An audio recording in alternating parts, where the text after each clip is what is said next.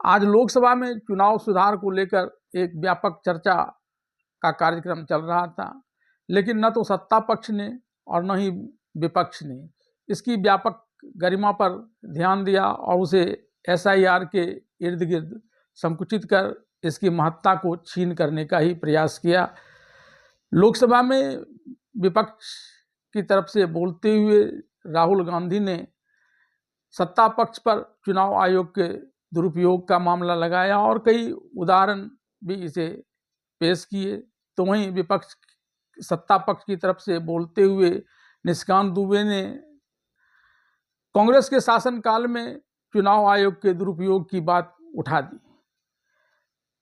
इस प्रकार से जब यह सिद्ध हो गया कि चुनाव आयोग का दुरुपयोग सत्ताधारी दल के द्वारा जब वे सत्ता में रहते हैं तो करते हैं, लेकिन इसे कैसे रोका जाए इसे लेकर किसी ने भी कुछ नहीं कहा। अलबत्ता सिर्फ एक दूसरे पर दोषारोपण कर राजनीतिक लाभ लेने का ही प्रयास दोनों ही तरफ से किया गया। ऐसे में एक महत्वपूर्ण प्रश्न यह तो छूट ही जाता है कि आखिर जो मतदाता हैं उसमें से वैध मतदाता अगर वंचित रह जाते हैं नई मतदाता सूची में शामिल होने से, या अवैध मतदाता उस सूची में शामिल रह जाते हैं, तो इसके लिए दोषी कौन है?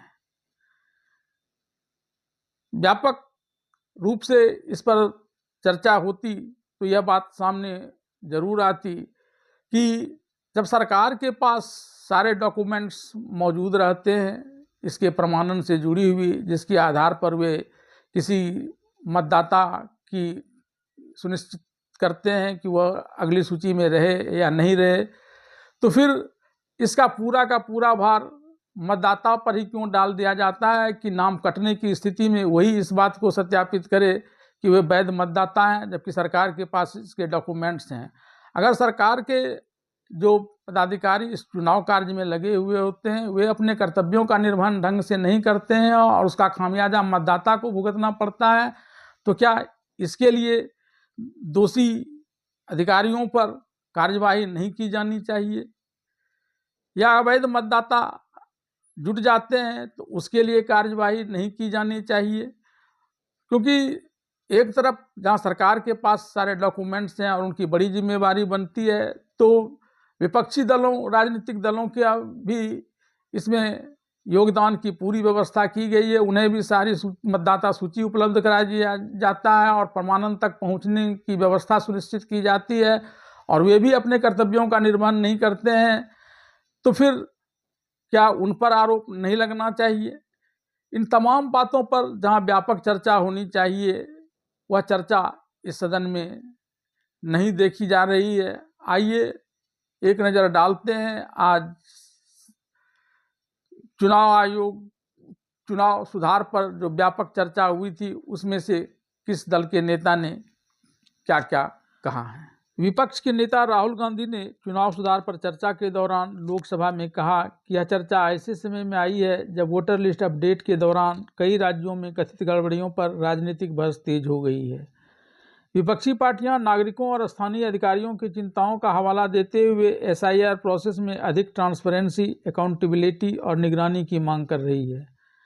राहुल गांधी ने चुनाव आयोग पर भी कब्जे का आरोप लगाया। राहुल गांधी ने चुनाव आयुक्त के चयन की प्रक्रिया पर भी सवाल उठाए। उन्होंने सिलेक्शन कमेटी से CJI को अलग करने को लेकर भी सवाल उठाए।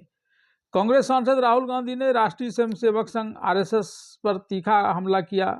राहुल गांधी ने आरोप लगाया कि RSS ने महात्मा गांधी की हत्या के बाद भारत के इंस्टीट्यूशनल माहौल में संगठन की भूमिका के बारे में बड़े पैमाने पर आरोप लगाए। राहुल गांधी ने दावा किया कि महात्मा गांधी की हत्या के बाद इसका अगला कदम भारत के इंस्टीट्यूशन पर पूरी तरह से कब्जा करना था।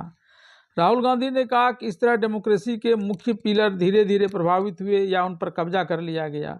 इन दावों को चुनावी सुधारों के बड़े संदर्भ से जोड़ते हुए कांग्रेस नेता राहुल गांधी ने जोर देकर कहा कि इंस्टीट्यूशन पर सेंट्रलाइज कंट्रोल की कोशिशें सीधे तौर पर डेमोक्रेटिक प्रोसेस को नुकसान पहुंचाती है और चुनावों की ईमानदारी को कमजोर करती है। राहुल गांधी ने चुनाव कानूनों में हाल के बदलावों पर भी सवाल उठाए और ट्रांसपेरेंसी पर चिंता जताई। उन्होंने कहा कि CCTV से जुड़ा कानून क्यों बदला गया?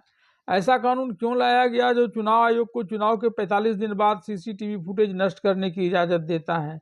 इसकी क्या जरूरत थी? यह चुनाव चोरी का मामला है। लोकसभा में नेता विपक्ष राहुल गांधी के चुनाव सुधार पर बहस के दौरान राष्ट्रीय स्वयंसेवक संघ पर तीखा हमला करने के बाद जोरदार विरोध हुआ और बार बार रुकावटें आई। भारत की डेमोक्रेटिक पहचान के लिए स्वतंत्र और निष्पक्ष चुनाव की अहमियत पर जोर देते हुए राहुल गांधी ने लोकसभा में चुनाव सुधारों पर बहस के दौरान देश को वोट से बुना हुआ ताना बाना बताया। स्पेशल इंटेंसिव रिवीजन यानी SIR और चुनावी ईमानदारी से जुड़े बड़े मुद्दे पर बोलते हुए राहुल गांधी ने कहा कि भारत की एकता और ताकत हर व्यक्ति के वोट की पवित्रता से आती है। उन्होंने सदन में कहा कि हमारा देश एक ऐसा ताना बाना है जिसे वोट से बुना गया है। उन्होंने इस बात पर जोर दिया कि वोट का अधिकार सिर्फ एक प्रोसेस से जुड़ा काम नहीं है, बल्कि एक जोड़ने वाली ताकत है जो अलग अलग इलाकों, समुदायों और राजनीतिक जुड़ाव वाले नागरिकों को जोड़ती है। संसद के शीतकालीन सत्र में मंगलवार को चुनाव चर्चा पर सुधार के दौरान नेता प्रतिपक्ष और कांग्रेस सांसद राहुल गांधी के RSS पर देश की सभी संस्थाओं पर कब्जा करने के लगाए गए आरोप पर बीजेपी सांसद निशिकांत दुबे ने जोरदार पलटवार किया। उन्होंने कांग्रेस के इतिहास पर जोरदार प्रहार किया। इतना ही नहीं, उन्होंने राहुल गांधी को कंफ्यूज नेता तक बता दिया। बीजेपी सांसद निशिकांत दुबे ने कांग्रेस सांसद राहुल गांधी पर तंज कसते हुए कहा कि आए थे हरिभजन को, ओटन लगे कपास, खोदा पहाड़ निकली चुहिया। उन्होंने कहा कि यह वही कांग्रेस है जो शहीदों की चिताओं पर खड़ी है, वही कांग्रेस जिसने भारत को बांटा। आज राहुल गांधी के बयानों के बाद मैंने उन्हें कांपते हुए और कंफ्यूज देखा।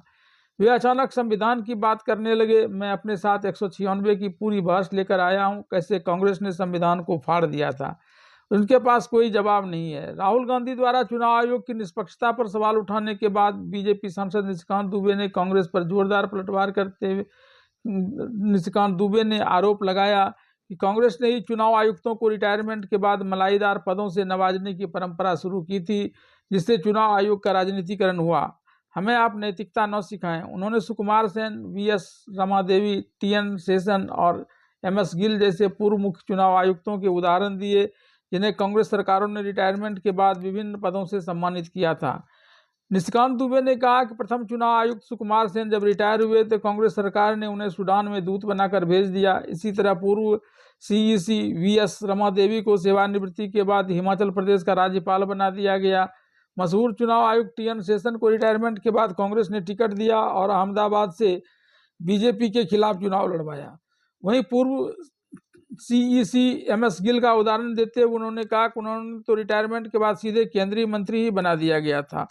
निशिकांत दुबे ने कांग्रेस पर मुस्लिम तुष्टीकरण की नीति का अनुसरण करने का भी आरोप लगाया। उन्होंने कहा कि कांग्रेस जिन्ना से लेकर सलमान रुश्दी और शाह बानो से लेकर बाबरी तक मुस्लिम तुष्टीकरण ही करती रही और यही कारण है कि अब तक वे अयोध्या के राम मंदिर का दर्शन करने तक नहीं जा रही है।